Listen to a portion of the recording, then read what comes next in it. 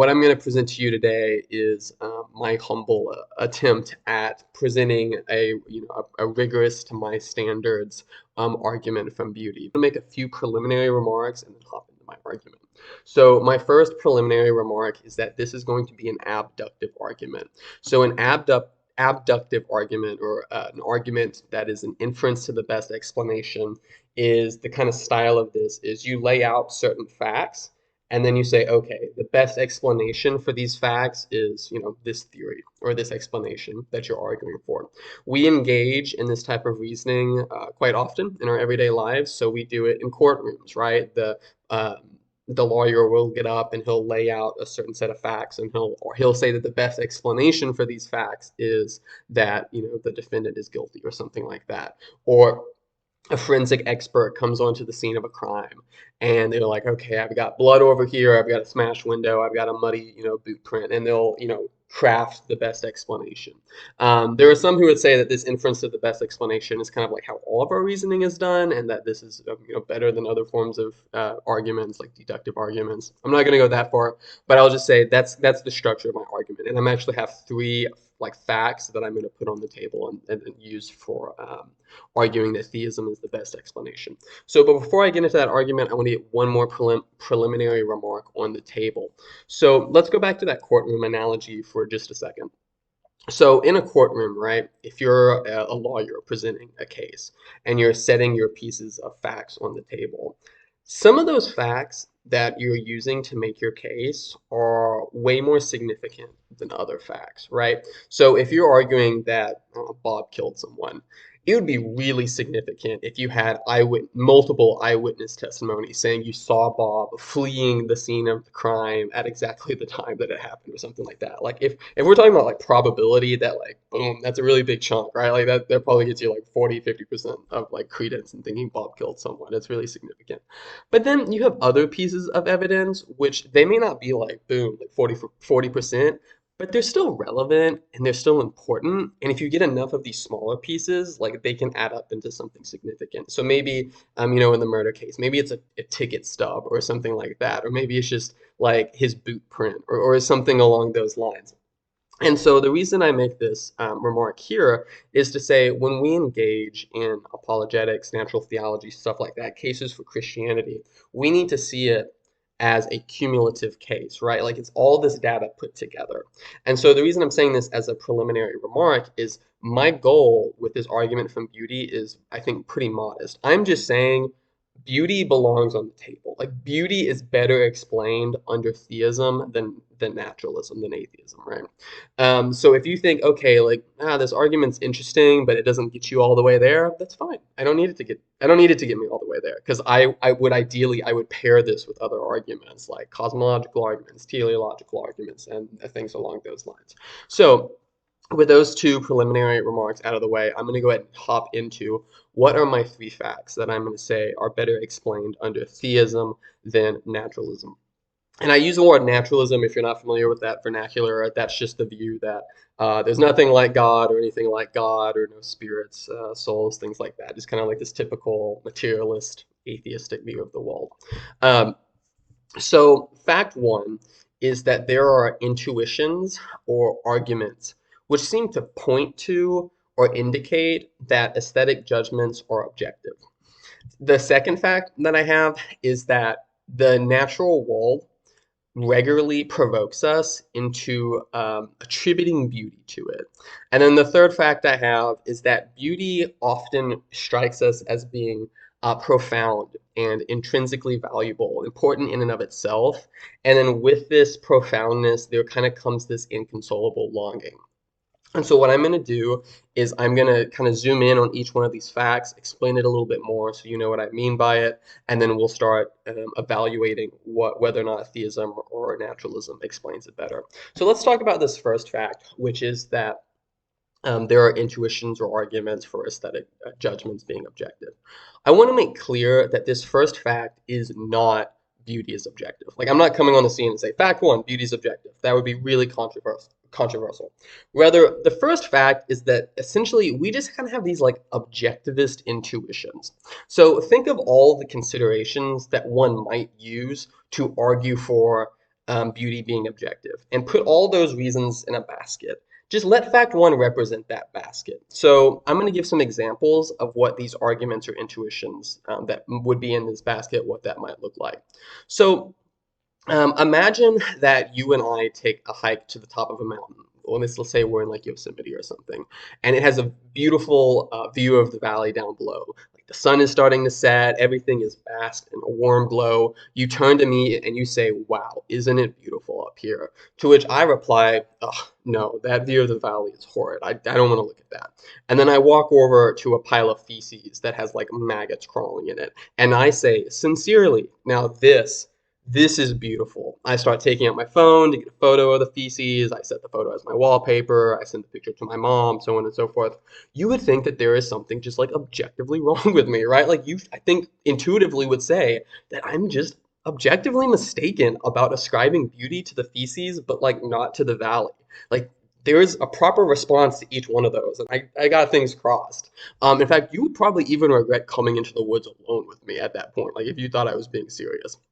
Likewise, so we get angry when we see beautiful things destroyed for no reason. So, like if we hear about ISIS destroying an ancient temple, or like a madman who goes into a gallery and slashes a painting, I think we usually often feel like a little jolt of pain and anger.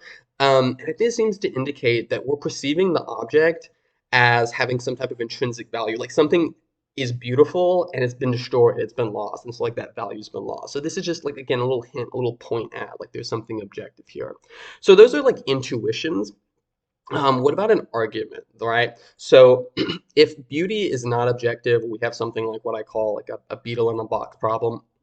And so Eddie Zimek draws on this idea in one of his works. So I'm just going to read a quote from him. But before I do that, it's important to note that people who deny objective beauty often will want to say that when we make remarks about an object being beautiful, we're not making a comment about the object, we're making a comment about some mental state of ours. So if you're familiar with The Abolition of Man by C.S. Lewis, right, in the beginning of his book, he's dealing with this idea of this book telling kids, well, when you call the waterfall sublime, you're not making a statement about the waterfall. You're saying something like, I have sublime feelings. And so ZMAC is kind of presenting an issue with this idea. So I wanted to make sure that that was understood before I read this quote. Okay, so ZMAC says, quote, so we must ask the relativist, how is it Jones and Smith both understand the term gaudy? If all aesthetic predicates apply to private objects, like subjective internal states, then Jones has never seen or otherwise examined any object to which Smith ascribes any predicate, and vice versa. No one has ever examined any object to which someone else ascribed an aesthetic predicate. In that case, how can one know which property is being ascribed by others when they use the term gaudy? How can children learn to use aesthetic predicates if it is impossible to show them an example of what an aesthetic predicate applies to, end quote.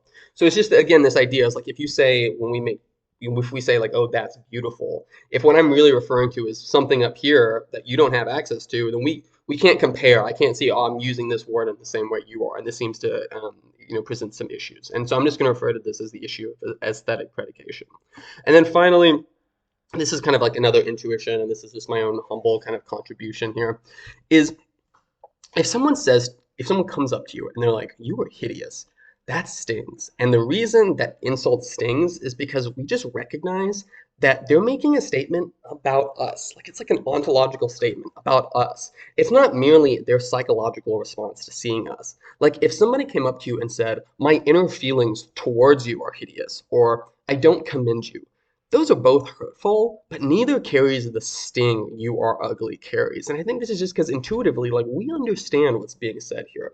So these are just kind of like a few of these intuitions or arguments or issues which might point one to thinking that there is something objective about our aesthetic evaluations and about beauty.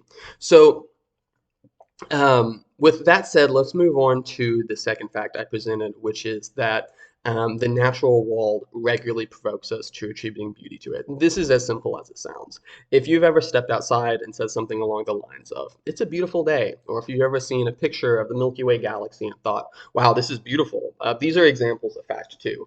This premise does not import any assumptions about the objectivity of beauty, only that we are often compelled to attribute beauty to things we see in nature.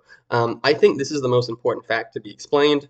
I also think that it's probably going to be the least controversial. Like, if you deny this, you don't need an argument, you need a shrink. Like, I'm not going to be able to help you there. So, and then my final fact is this kind of combination of profoundness and inconsolable longing. So to say that beauty is kind of like intrinsically important and profound, I think that's pretty self-explanatory. But this idea of the inconsolable longing, that does need to be teased out a little bit.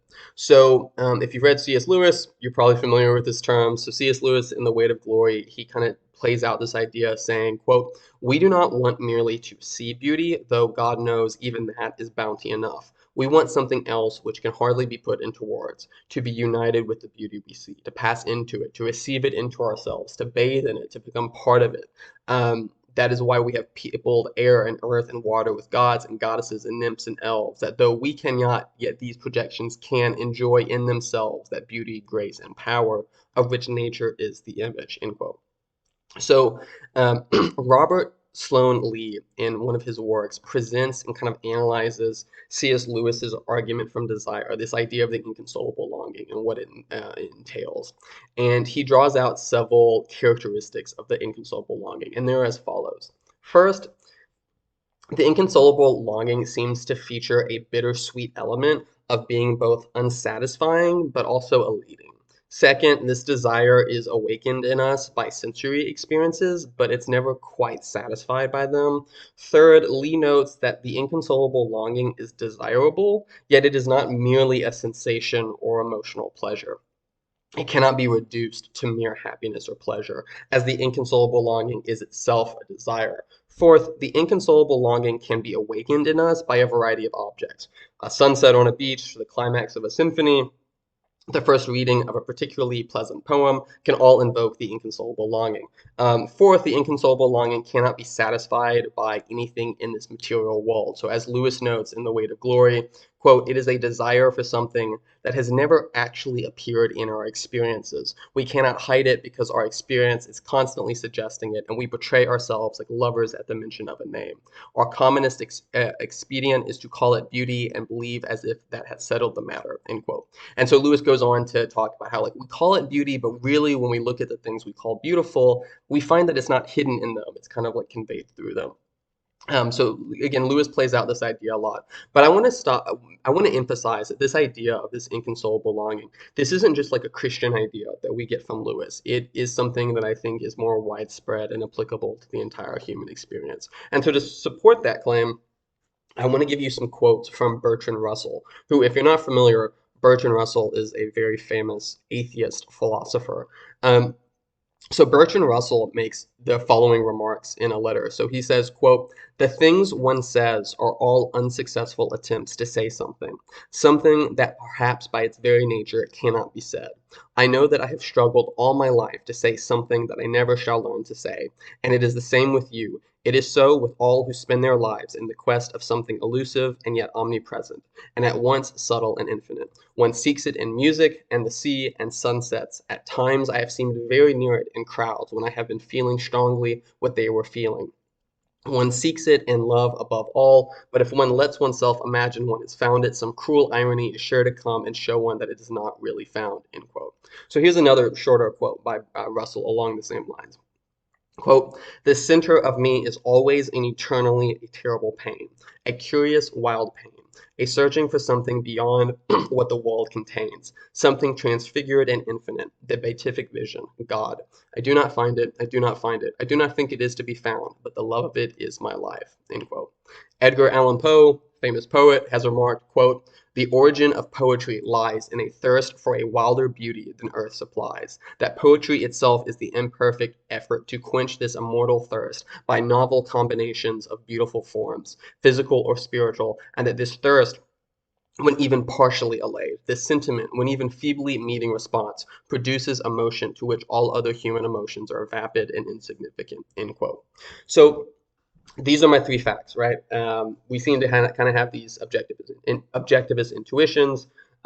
We tend to want to call things in nature beautiful, and that there's this profoundness, kind of this sense of intrinsic value in beauty, and this kind of inconsolable longing that we get when we come from beauty. So here's the thing about my argument. Um, you actually don't have to affirm all these facts. Like if you say, James, I'm not going to grant you that fact one is even a thing. I'm not going to grant that anything in that basket even remotely, points towards like objectivist intuitions. My argument can still work. Obviously, the more facts, the better, but it doesn't like completely cripple the argument. I think really all I would technically have to have is argument two, but I think the three that I mentioned are like pretty common in human experiences. I don't expect too much pushback on those. Okay. So with that said, I kind of laid out my facts. I explained what I meant by them. Let's start assessing the naturalistic explanation for these facts. So at this point, I think it's prudent to divide my evaluation of the naturalist position into two camps. The first camp is those who embrace objective beauty, and the second camp is those who embrace some type of subjectivism, projectivism, anti-realism, like whatever label you want to give it. So I'll start with evaluating naturalism's explanatory power, assuming that the naturalist grants objective beauty. And this is something which often naturalists will do. I had a professor in my undergrad who was a naturalist and he believed beauty was objective. If I'm not mistaken, Eddie Zimak, the guy I quoted earlier, I think he's a naturalist and he wrote a whole book arguing for objective beauty. So this isn't as odd as it might initially sound. So if someone grants me objective beauty, because maybe the considerations in fact one, they're going to have a hard time accounting for fact two, the idea of like beauty in the natural world. And so when it comes to the naturalist struggling to account for fact two, I'm going to further divide this into the issue of the ontological issue, the phenomenological issue, and the epistemological issue. And if you're like, big words, that's just a fancy way of saying the issue of explaining why beauty in nature exists, the issue of explaining why we have experiences of beauty in nature, and then finally our knowledge of beautiful things in nature. So existence, experience, knowledge. So the ontological issue is why objects in the natural world are beautiful. Let's start there.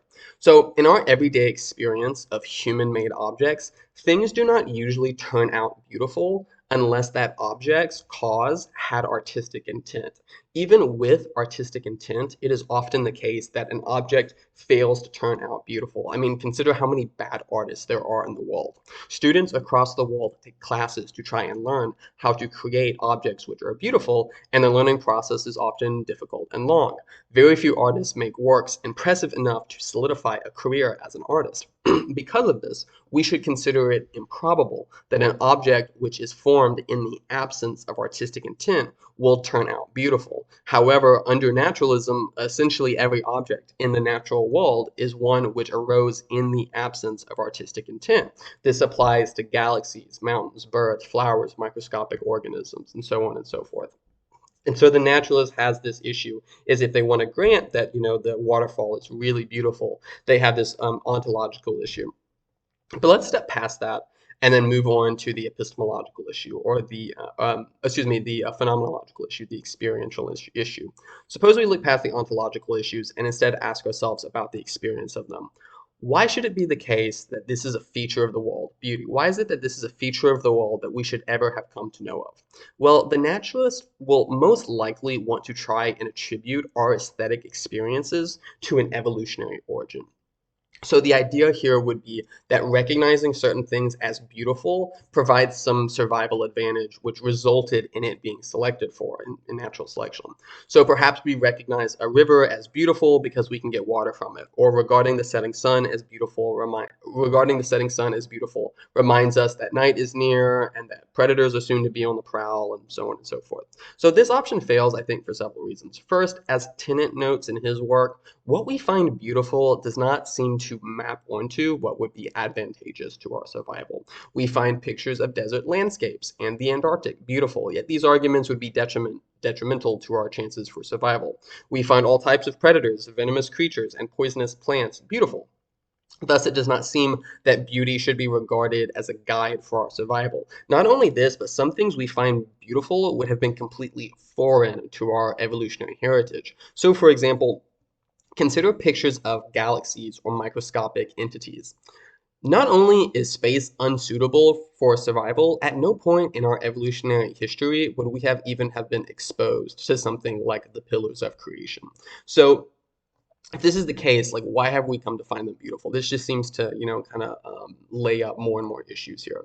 But we also need to talk about the idea that, or the issue of merely finding something beautiful does not seem to have a causal effect on a creature's survival chances, right? So take the example that finding beauty in the setting sun might help the creature survive because it will alert them to night approaching and remind them of the need to find shelter.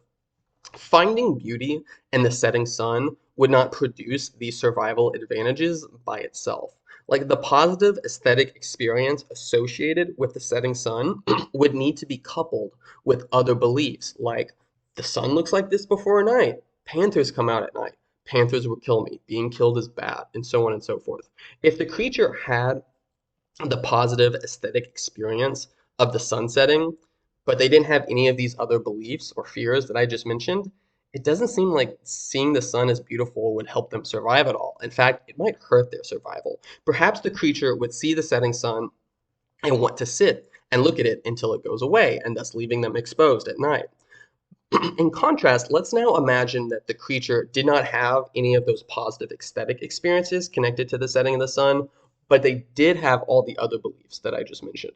It recognized that the sun's setting entailed nightfall, it recognized that entails the presence of panthers, the increased likelihood of death, and so on and so forth. It seems like these beliefs would then result in that entity, that being, getting to safety. So in this scenario, the creature lacks the positive aesthetic experience, but they still get to safety, which seems to undercut this idea of like beauty, playing some type of causal role in survival. And if you're familiar with Alvin Plantinga's evolutionary argument against naturalism and his argument for semantic epiphenomenalism, you'll notice that I'm kind of drawing on that playfully here and incorporating it with beauty. Um, so at best, positive aesthetic experience seems like an epiphenomenal, like mental property that they're just present and they don't really do anything. And so, just kind of for a final example of this point, imagine a man walking in the woods who comes across some like broken twigs and grizzly bear scat. This is likely not a sight which produces positive aesthetic experience, like probably a negative one. However, this man would likely recognize the implications of the site and proceed with caution. So this is just another example of like them getting the survival benefits without the beauty being present, without that positive aesthetic experience.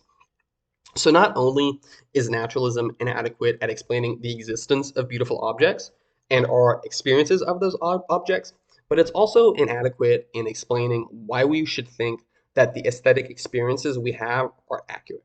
So suppose that there really are objects that exist which are objectively beautiful, and that somewhere along the lines we evolved to have aesthetic experiences and beliefs. Like let's just put those previous two issues aside.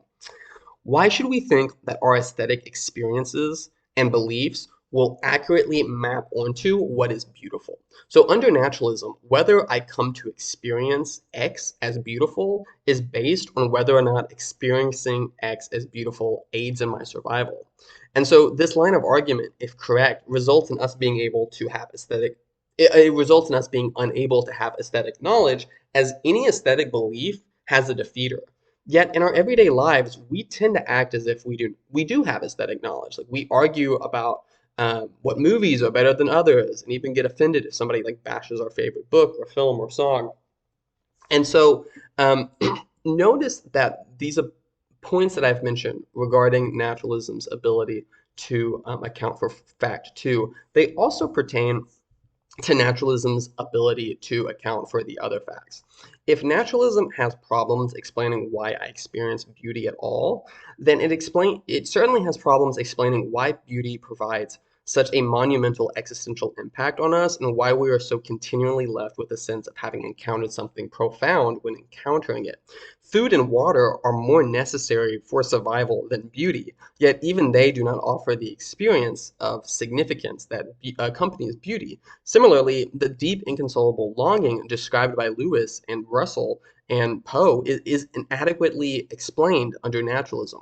When one eats, sleeps, engages in sexual activity, or drinks water, the desire is satisfied for some time. Yet with beauty, we can never quite satisfy the longing that overtakes us. We are often left with a stronger longing than when we first began. So this aspect of profoundness and the inconsolable longing only further magnifies issues with an attempt to explain beauty as a type of evolutionary benefit, as I previously remarked before. So up to this point, I've operated under the assumption that the naturalist granted objective beauty. However, this is not the naturalist's only option. The naturalist could maintain that the beauty we perceive in nature is not an objective property of the object, but is merely an internal feeling that we like project onto the object. So how would the naturalist fare under this position? Well, certainly some difficulties would evaporate. They could be avoided. So, for instance, the ontological issue of beauty in nature would evaporate. These things are not beautiful in themselves, they simply come to be referred to as beautiful. So then we don't kind of have to have like this hard explanation of beautiful objects coming about in the absence of artistic intent. The complaint I had about aesthetic knowledge also disappears. Like it would be really inconceived for me to try to press that if there's no actual objective aesthetic facts to know. So because denying objective beauty, that because it kind of alleviates these problems with beauty in the natural world, this might seem like an attractive option to the naturalists, and this is an option that a lot of them take. However, this solves only a few problems, others still remain. So the objections to grounding aesthetic experience in an evolutionary origin are just as pertinent to the naturalist who rejects objective beauty. Like much of what we perceive as beautiful is still hostile, and the naturalist still has to account for the fact that beauty does not present any obvious intrinsic survival value. Thus, the explanation regarding our experience of beauty in the natural world is still lacking. So, in fact, too, you remember I laid out those three different ways that naturalism would struggle: the existential issue, the experiential issue, and the knowledge issue. If they deny objective beauty, they get rid of two of those, but that middle one of our experiences, it still remains. But not only that is the naturalist, they still have some of these original problems, but the rejection of objective beauty also creates new problems. So first, fact one now arises as a problem for the naturalist. So long as the naturalist affirmed objective beauty, he could be unbothered by the intuitions and arguments put forward for objectivism that I talked about in fact one. He could embrace objectivism and just move on. However, every argument and intuition presented in my discussion of fact one is now an issue for the naturalist's explanation. We can object to the naturalist's position by noting that it is inconsistent with our intuitions about the man who prefers the feces over the valley, or the outrage towards the man who slashes a painting, and so on and so forth. So by relegating beauty to a mere evolutionary projection that has no basis in reality, the naturalist is also denying the human intuition that beauty is something which is important in itself. The projectionist or subjectivist response makes beauty like a mere instrumental good, valuable only so far as it benefits us in some way. And this response trivializes beauty, and it chafes with our intuitions that there is something deeply important and intrinsically valuable to beauty. And when seeking an explanation for some phenomena, we should seek to explain and preserve as much of our everyday intuitions as possible. The naturalist is not rejecting the intrinsic value of the beautiful because of some like new data which refutes it, but they're rejecting it because of an anti-supernatural bias. Um, so let's set so I've kind of put forward these facts and explained how naturalism struggles to account for them. And at this point, I'll kind of like zoom out a bit and kind of look at the rhetorical strategy going on here. I say I have these three facts, and I say you can either accept objective beauty or you can reject it. And in doing so, kind of my rhetorical strategy here is, okay, well, if you accept objective beauty, I'm going to hit you with fact two like really, really hard. I'm going to say you've got all these issues with like aesthetic knowledge and the ontological issue of how we have beautiful objects in the absence of artistic intent. And so if you affirm objective beauty, I'm going to hit you with dart one. But then if you deny objective beauty and you try to swerve away from that issue, well, then I'm going to hit you with fact one and fact three, right? Like I'm going to say, okay, like you've denied it, but now your explanation sucks because we have all these objectivist intuitions, which your explanation doesn't account for adequately and doesn't deal with, the inconsolable longing, stuff like that. So my kind of like rhetorical strategy here on this argument is, if you affirm objective beauty, you're damned. If you deny objective beauty, you're damned. Like pick a poison. And so whereas the naturalist has a difficult and strange time explaining the facts that I just mentioned, the theist has a cohesive and intuitive explanation. And I'll move through this quite a bit quicker.